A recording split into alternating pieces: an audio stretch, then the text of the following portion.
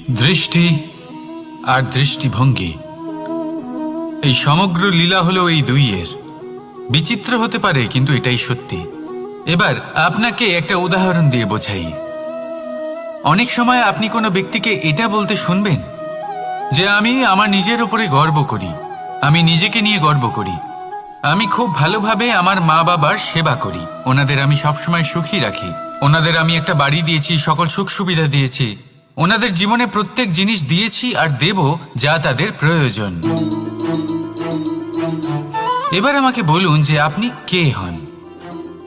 আপনি হলেন সেই বীজ যা আপনার মাতা পিতা রোপণ করেছেন। আপনার মা বাবাই আপনাকে এই সংসারে জন্ম দিয়েছেন।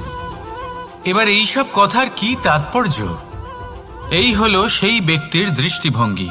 এবার দেখা যাক এই প্রকৃতি আমাদের কি শেখায়। কখনো কোনো গাছকে দেখবেন